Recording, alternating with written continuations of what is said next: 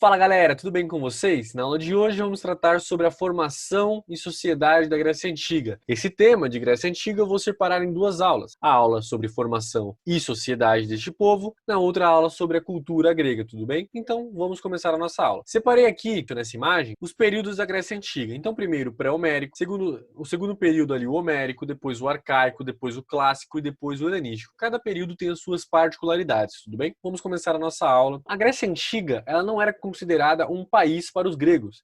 Eles consideravam como um mundo grego, porque não tinham fronteiras tão bem ali delimitadas, tá legal?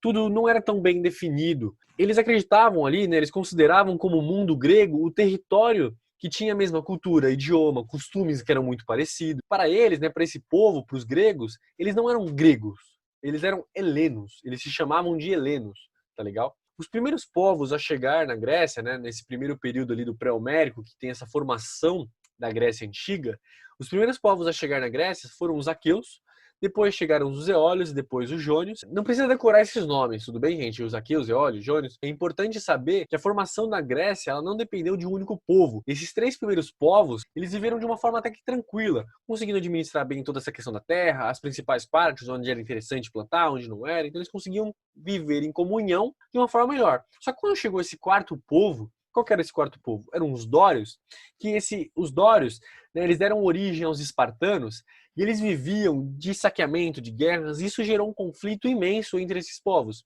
Então, nesse momento, os povos começaram a se organizar e muitos começaram a fugir, e outros ficaram. Porque assim, os espartanos, né, os dórios ali, eles chegaram ali batendo em tudo, destruindo toda aquela situação, porque eles eram um povo muito militarizado, então tinha toda essa crença ali de saques, guerras e etc. Então chegou naquela sociedade e falou assim, vou ficar aqui, quem ficar nessa parte aqui que é um pouco mais fértil, ou vai virar meu escravo, ou vai ter que ir embora, pode ficar numa parte um pouco mais afastada, mas vir aqui no meu lugar, a gente vai brigar. Acabou acontecendo todo esse processo, então um grupo ali acabou saindo dessa região, e outros acabaram ficando ali um pouco mais afastados, deixando aquela parte ali para os dórios. Acontece a primeira diáspora. E o que seria essa primeira diáspora? A diáspora é a dispersão de um povo. Então, quando os dórios chegaram, acabou ocorrendo a dispersão desses povos, certo? Então acabou se fragmentando um pouco em cada lugar. Os que ficaram, distanciaram um dos dórios, como eu falei, e foram se organizando nesse momento, tá legal? Então, como era tudo muito pequeno, eram poucas pessoas, bem nesse início, né, como né, depois ali, se a gente for pegar ali no período helenístico, no período clássico, eram muito mais pessoas. Agora, nesse início, eram poucas pessoas. Os idosos, eles tinham uma maior importância, tudo bem? Mas, no geral, todo mundo tinha sua terra, comia a mesma comida, eles dividiam tudo porque, na verdade, eles não tinham quase nada, certo? Eles tinham muitas dificuldades. Então, eles acabavam dividindo tudo, mas é muito pouco. Então, eles dividiam porque não tinham quase nada, de certa forma. Mas tinham esse senso de uma certa igualdade, tá ligado? Eles conseguiram viver em algum momento com essa igualdade na sociedade, dividindo pão, dividindo vinho, dividindo tudo que ele poderia plantar e ter nessa sociedade, tá ligado? Mas, de certa forma, quando começou a crescer essa população, começou a faltar algumas coisas para todo mundo, certo? Porque não começou a ter tipo vinho para todo mundo, né? Começou a faltar alguns alimentos específicos ali para todo mundo, então não tinha mais como dividir de forma igual para todo mundo. Senão as pessoas não iam comer nada, né, praticamente. Então, eles tiveram que começar a criar alguns critérios para saber quem ia de fato comer isso e comer aquilo. E alguns critérios foram baseados em quem chegou primeiro. Chegou primeiro na cidade, vai ter mais privilégio, vai ter terra melhor, vai ter isso aqui melhor, vai comer coisas aqui que tá em falta. E quem chegou depois vai ter as coisas, né, um pouquinho menos, inferior, algumas terras um pouco mais que o solo não era tão bom, enfim. Então, quem chegou depois vai ficar com as piores coisas ali. Então, com o passar do tempo, eles foram entendendo e começaram a crescer e criar muralha, tá legal? Em torno dessa civilização. Em especial, ali começa a surgir os guenos. Eu vou explicar um pouquinho mais pra frente o que são esses guenos, tudo bem? E mais também começou a surgir toda essa questão das polis. E que a polis era o quê? Era o conjunto desses guenos que formavam essas polis, que seriam essa cidade-estado, que elas eram independentes das outras cidades. Mas, como eu disse, vamos tratar um pouquinho mais para frente. Então, precisamos explicar porque a gente tem ali o período pré-homérico e o período homérico. Mas por que esse nome? O período pré-homérico e homérico, ele vem do poeta Homero, um poeta épico, certo? Que escreveu Ilíada e Odisseia. Essa aula de Grécia é tão importante que ela é abordada aqui no sexto ano, mas também é abordada no primeiro colegial, no primeiro ano do ensino médio. Então é um tema muito recorrente e que alguns pontos, né, serão mais trabalhados, mais aprofundados no primeiro ano do colegial, tá legal? No primeiro ano do ensino médio. Então, é um tema que vai ser bem esmiuçado agora, mas também futuramente no primeiro ano do ensino médio, tudo bem? Então, Homero, né, que foi o que deu origem a esse nome do período pré-homérico e homérico, ele que escreveu Ilíada e Odisseia, são literaturas que com certeza vocês vão estudar ao longo da vida, tanto em história no futuro quanto na parte ali de português, dependendo de como for ser tratada a parte da literatura. Então, a Grécia, é interessante de pontuar essa questão, porque a Grécia ela estava no sul da Europa, na Península Balcânica.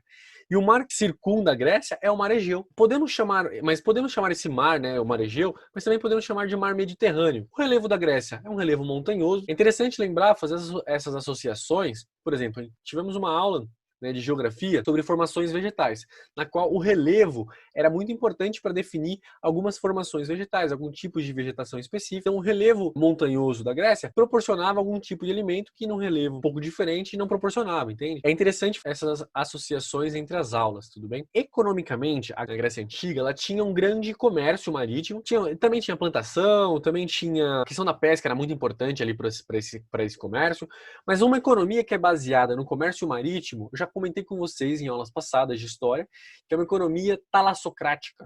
Então, a talassocracia é uma economia baseada no comércio marítimo. Então, sempre façam essas associações de talassocracia e comércio marítimo, tudo bem? Então, é interessante entender essa parte econômica da Grécia Antiga. E agora eu quero tratar com vocês aqui sobre os guenos, tá legal?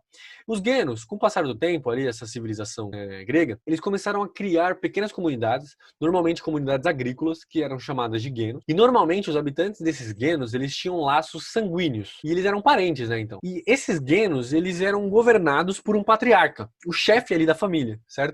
Que era chefe ali dessa família, ele era reconhecido, ele tinha um grande respeito por essa família, por ele normalmente ser o mais velho, então muitas vezes tinha toda essa questão da obediência, que eles acreditavam ser algo muito importante, por essa questão da idade. Um outro ponto também, por exemplo, esse patriarca, esse chefe ali dessa civilização, dessa comunidade, desse gueno, ele era chamado de pater família. Então era como se fosse de fato o pai dessa família, por mais que eram vários pais, mas existia um que governava ali, que provavelmente era o mais velho, ou que começou essa família primeiro, o que formou esse gueno inicialmente, tá legal? E esse tipo de organização, ele durou, né, até o período homérico, mas foi perdendo muita sua força ali no período arcaico. Então ele foi bem ali no começo da civilização. Então teve a formação da Grécia, né, desses povos ali, dos aqueus, eólios, jônios e dórios, no período pré-homérico. No período homérico começou a formação desses guenos, que no período arcaico ele já começou a se enfraquecer. E aí começa a surgir as polis, como eu comentei anteriormente com vocês. As polis gregas, né, em especial, elas se formaram da união dos guenos. Então os gregos começaram a ter essa união e começou a se formar essas polis. O que seriam essas polis? As polis eram essas cidades-estados que elas tinham essa autonomia. E as principais polis, né, da Grécia Antiga eram Atenas, Esparta, Tebas e Corinto. Então as polis, normalmente, ela era conhecida pela sua liberdade, era conhecida por ser uma cidade-estado, então ela tinha toda essa liberdade, essa autonomia. Então a polis ela era também marcada pela autonomia política, econômica, jurídica, religiosa. E dessa forma, eles escolhiam, por exemplo, os seus principais deuses. Então cada polis, por exemplo, a polis de Atenas poderia escolher os seus principais deuses, a outra polis, por exemplo, de Tebas poderia escolher os seus principais deuses, as suas leis específicas. Era tudo muito bem dividido e tinha uma certa liberdade, uma certa autonomia cada polis, essa cidade-estado, que era assim conhecida, tudo bem? Isso nos mostra que a Grécia Antiga ela não foi um império centralizado. Então, isso aqui é meu, isso aqui é meu, isso aqui é fechadinho, por exemplo, como se a gente fosse pegar ali o Egito, que o faraó ali mandava em tudo ficava centralizado no faraó, aqui cada polis tinha o seu governante. Então, o mundo grego, ele era descentralizado, tá legal? Então, a polis, né, era uma cidade geralmente fortificada, então ela possuía uma área principal, no caso era a Acrópole, que era chamado, então ela ficava ali na parte do território, ela era construída no local mais elevado e que reunia os principais prédios da cidade, como por exemplo os templos religiosos, toda a questão de onde fazia as discussões políticas, e era no alto, porque também era muito estratégico ser no alto, porque se pensava também na defesa militar. Você está no alto, você consegue ver o seu oponente chegando, você consegue ver o seu povo vizinho ali chegando para fazer uma guerra contra você, você consegue se proteger um pouco melhor, você consegue ver distante, nossa, olha lá, bem longe eles estão chegando, então você consegue se proteger um pouco melhor. Além disso, não é porque tinha essas fortificações, tá legal? Nessa parte um pouco mais central, que a polis só ficava nesse centro. Ela também, as pequenas aldeias nas proximidades, que cultivavam, por exemplo, os alimentos, elas também eram inseridas, incluídas nessas polis. Então não era só a parte da Acrópole, também as partes um pouco mais ali nas extremidades, que tinha toda essa questão da plantação, também fazia parte da polis. E entre todas elas, fala-se que Esparta, ao sul da Grécia, foi a maior. Então Esparta, em especial, foi a maior dessas polis, por um grande período de tempo ali, até ter toda a queda do mundo grego e etc, né, que vamos ver um pouquinho mais à frente. Então, os camponeses, é interessante pontuar que eles eram obrigados a se tornar escravos em Atenas pelos os aristocratas, né? Aristocratas a gente pode entender, pode ser traduzido literalmente ali como um governo dos melhores, então que eles acreditavam que de fato eles eram as melhores pessoas dessa civilização, então eles eram os nobres. Lembre-se que no começo tudo era igual. Existia toda uma igualdade, só os mais velhos tinham um certo respeito, um pouquinho melhor, um pouquinho maior e etc. Só que com o passar do tempo, quem chegou primeiro foi ficando tendo mais coisa. E esses primeiros que eram esses aristocratas que foram surgindo toda essa aristocracia. Então esse grupo de pessoas que formou ali a Grécia, né, que fundou praticamente esse povo grego. Então eles eram considerados agora nesse período, um pouco mais à frente, ali depois do período arcaico já, toda essa questão da aristocracia, certo? Então eles eram meio que esses nobres ali dessa parte em especial de Atenas, certo? Então os camponeses, com o passar do tempo, dependendo de como eles obtinham as dívidas ali com esses aristocratas, eles começavam a ser escravizados para poder pagar suas dívidas. E muitos começaram a sair. Poxa, eu não quero ser escravo. Porque para eu pensar, hoje, quando a gente tem uma dívida ali com o banco, com alguma coisa, o máximo que o banco faz é te ligar para cobrar.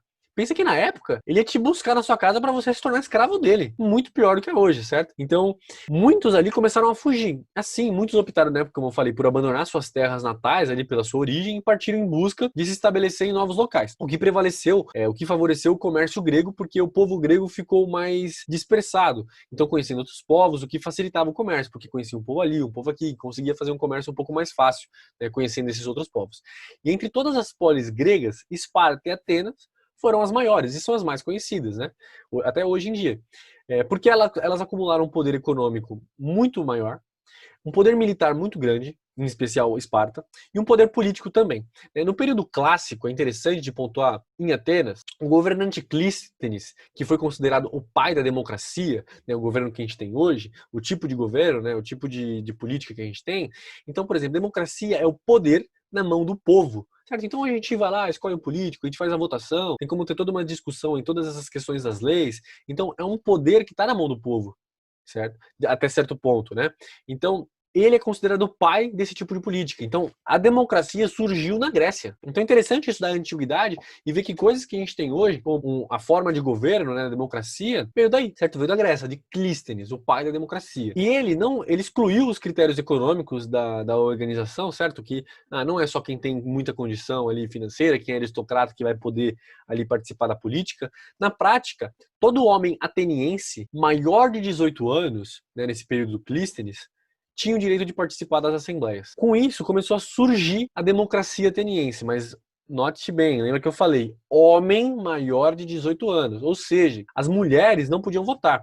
Então, para a época, né, o voto feminino era um completo absurdo, coisa que pra gente hoje é um absurdo não ter esse voto feminino, né? Hoje a gente tem um voto feminino, então assim, a gente pensar, poxa, nossa, tal lugar não tinha voto feminino, a gente pode achar hoje um absurdo, mas na época era um absurdo pensar o contrário. Pensar no voto feminino era um absurdo, certo? Esparta, por sua vez, ela possuía um sistema diferente de Atenas, pois se em Atenas o modelo predominante era a democracia, que era o poder na mão do povo, como eu comentei com vocês, em Esparta prevaleceu a oligarquia, que era o poder na mão de poucos. Então eram de poucos nobres esse poder. E Esparta era uma sociedade muito militarizada e herdeira, lembra que eu falei, herdeira dos dórios. E uma pequena classe social de guerreiros possuía o privilégio de participar da política e explorava o trabalho ali dos camponeses, dos pobres. E esses camponeses pobres ali eram conhecidos por periecos. Tá legal? Não é então assim fundamental decorar os nomes, mas é mais entender a estrutura. Então, que Esparta era uma oligarquia, essa oligarquia que quer dizer, era um governo na mão de poucas pessoas, então de poucos nobres. Eles também tinham escravos, normalmente escravos de guerra. Os escravos em Esparta eram conhecidos por ilotas. Era uma sociedade muito militarizada, como eu comentei, que tinha pouca ali ascensão social. Na verdade, assim, eles tentavam só fazer a manutenção da sociedade, então não tinha muitas mudanças, como, por exemplo, teve em Atenas, toda essa questão do Clístenes, de mudar toda essa questão da democracia, então de mudar as formas de governo, tentar fazer reformas sociais. Aqui em Esparta já não acontecia isso. Era uma sociedade muito militarizada e que quem não aceitava ou morria, ou tinha alguma punição muito forte, certo? A política, né, de Esparta, tão militarizada que, por exemplo, crianças, a partir dos 7 anos, já começavam a ir para o exército para treinar. A partir dos 7 anos já tinha criança lá treinando, porque era uma sociedade muito militarizada, que acreditava que a guerra, as batalhas eram algo muito importante, certo? Então a política ela era dividida também em 2 reis, porque eles não queriam que tivesse um único rei para poder mandar em tudo, então eles queriam que tivessem 2 ali para poder ter uma discussão e encontrar a melhor solução ali para algumas medidas. E esses reis, eles eram auxiliados por um outro grupo chamado de Éforos, esse outro grupo. Mas insisto, interessante entender que eram 2 reis e que esses 2 reis eles eram auxiliados por um outro grupo e não necessariamente entender que o nome era Éforo. Legal? É muito mais interessante entender a estrutura. E que tinha também a Gerúsia. O que era a Gerúsia? Era um grupo de pessoas mais velhas que faziam as leis, normalmente acima de 60 anos. Ou seja, 2 reis, esses reis eram auxiliados por algumas pessoas, chamado de éforos, e também existia a Gerúsia, que eram que faziam as leis, que eram militares ali acima de 60 anos, tá legal? Então isso era a estrutura de Esparta, certo? A rivalidade entre as duas cidades era muito intensa. Mas em um momento específico da Grécia, dessa história grega, Atenas e Esparta abriram mão de todas as suas diferenças, né, e se uniram para lutar contra o inimigo comum, que no momento eram os persas. Então, no período clássico, ele foi entendido como o auge da Grécia Antiga, por conta do grande desenvolvimento intelectual, econômico que aconteceu nesse período, mas nele também marcou o início da decadência grega, por conta de várias guerras que aconteceram no século 5 a.C. e 4 a.C. Então todas essas guerras acabou prejudicando muito ali essa civilização, o mundo grego, e acabou gerando ali alguns certos problemas, como vocês vão ver um pouquinho mais à frente. Os 2 grandes conflitos que abalaram a Grécia foram 2 guerras em especial. Uma conhecida por guerras médicas, que eram dos gregos contra os persas, certo? E a outra guerra do Peloponeso, que era entre Esparta e Atenas. Então, essas 2 guerras que enfraqueciam ainda mais essa civilização. Então, como eu comentei, tiveram essas 2 guerras, né, entre, por exemplo, a do Peloponeso entre Esparta e Atenas. Então, a primeira, que foi o conflito contra os persas, persas em si, na verdade, eles estavam tentando expandir o seu território e acabou ali tentando invadir ali para a parte grega.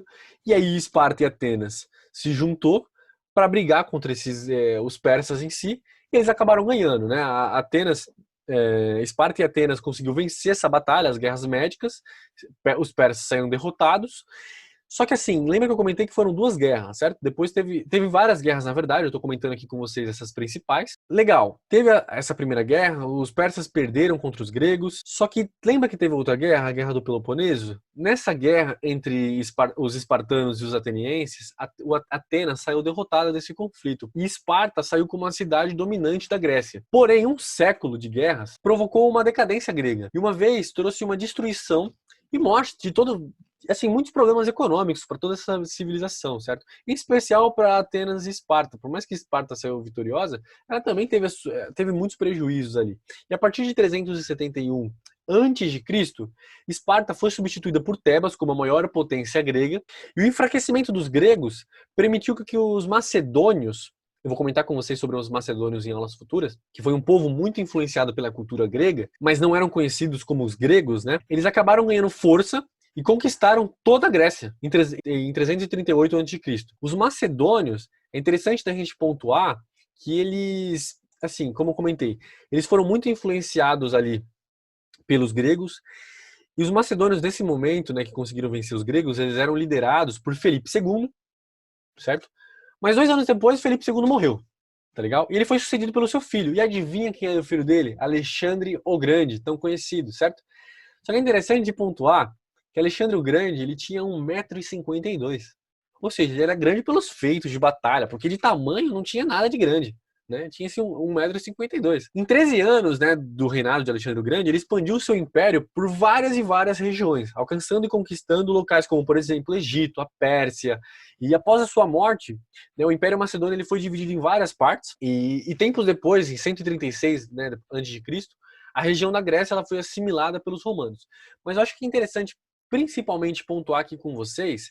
Comentamos então, né, que a Grécia acreditava, né, ali em vários deuses, tinha essa crença ali politeísta, que a gente já estudou em aulas passadas, tinha essa questão dos genos, das polis, a economia era baseada na talassocracia. Então é interessante aqui, que eu listei com vocês aqui, por exemplo, os 5 períodos da Grécia, cada período tem a sua importância. Por exemplo, o arcaico, desenvolvimento cultural, político e social. Em especial, por exemplo, o helenístico é nesse período no qual o Alexandre o Grande ele chega lá e faz todo um compilado ali da cultura da Macedônia com a cultura da Grécia. Isso eu vou tratar mais com vocês na próxima aula nossa. Lembra que eu falei que essa aula de Grécia Antiga ela vai ser dividida em 2 partes. Então agora aqui eu quis comentar com vocês mais essa formação a Grécia Antiga, essa sociedade. E agora, na próxima aula, vou comentar com vocês sobre toda essa estrutura da Grécia Antiga, certo? Só que essa estrutura cultural, certo? Então, tratar sobre a religião, tratar sobre essa questão da filosofia, alguns tópicos ali que até hoje a gente tem, algumas palavras, por exemplo, que a gente utiliza, que veio da Grécia Antiga. Por isso que é muito interessante a gente estudar a antiguidade clássica, né? E aí estudar os persas, os fenícios, e estudar a Mesopotâmia, que muitas características que a gente tem hoje vieram desses povos, e da Grécia não é diferente. Muitas e muitas coisas herdamos dos gregos, tá legal? Então, na aula de hoje foi basicamente isso. Muito obrigado e bons estudos.